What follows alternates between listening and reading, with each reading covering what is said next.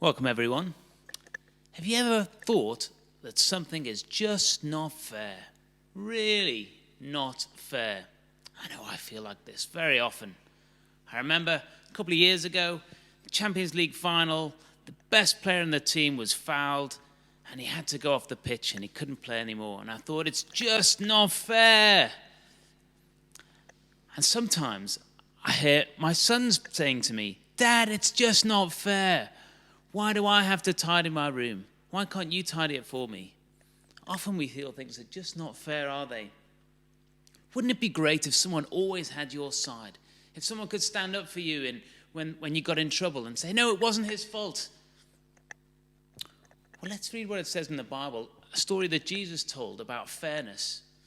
Because the Pharisees had been always telling people whether they were good or bad and what they needed to do to be good, to be right with God.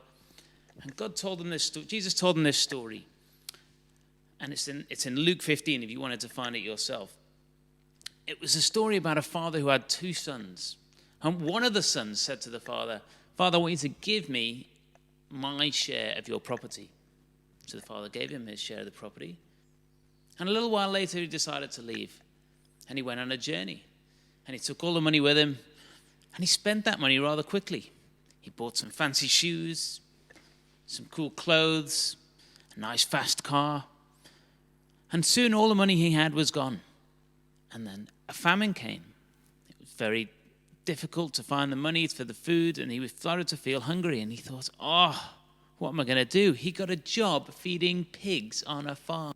And he thought, hang on a second. Even the people who work on my dad's farm, who get paid the least, have more food than I have now.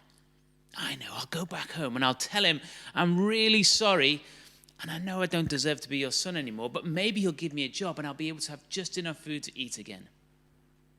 So he decided to set off home. And while he was still a long way off, his father saw him, and he had compassion for him. He felt sorry for him, and he ran towards him. "Son, son!" And his son was surprised. "Who's this strange man running towards me?" "It's my father. Maybe he's coming to tell me off. I know I deserve it." But his father didn't tell him off. He hugged him. He put a special coat on him. He put sandals on his feet. He said, "Fantastic, you are home. Oh, I'm so pleased you're here." And the son had rehearsed his speech, and he said, "Dad, I'm really sorry. I've broken all the rules, and I don't deserve to be your son. I've just come home to have a job so that I can have enough food to eat." His father didn't even listen to what he was saying. He turned and shouted, "Start the party. Let's get the biggest amount of food that we can. Let's put it on a table. Let's get the best music playing." And they started celebrating the son's return. What about the other son, you might ask? Well, the other son was working in the fields. And he heard the music and he said to himself, I wonder what's going on. He asked one of the people near him, "Is Jay-Z come round again for another party?" And they said, "No, it's actually your brother. He's returned. And your father's killed the fatted calf. There's beautiful food on the table. There's excellent music. Come and join the party." And the son was very upset. Why are they celebrating him? Why didn't they throw a party for me? I've been here all this time. I've been so good. And I never once had a special treat from my dad. And the father came out and he said, "Son, come and join the party. You'll really enjoy it. It's all the best things. It's got those lemon sherbet dips. It's got the real Coca-Cola, not the diet type." And the son said, "No, you never gave me those things before. Why are we celebrating now?" And the father said, "Because your brother, who we thought was lost, has now come back. He is alive and he's here with us. You, my son, have everything. Everything I have is yours, but let's celebrate now." Now that gives us a picture of what God is, how he feels about us. I always think about a referee who likes to blow his whistle when he sees bad things going on and orders a free kick. Our God should really punish us for everything we do. And it says in Isaiah 53, verse 5, that actually he does put the punishment of our sin on someone, but it's not on us. He puts it on his own son.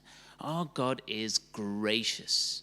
He gives us a free gift of having all the bad things we've done put on someone else. Isn't that amazing? Imagine all the things that we've done wrong that we don't ever have to be punished for. Imagine we never had to clean our own room, or to sit in detention, or to not play our Xbox or iPads for a week or a month. That punishment is put on God. I think that's a great story. And it makes me feel really happy to know that actually there is someone who is on our side, who stands up for us, and that's God.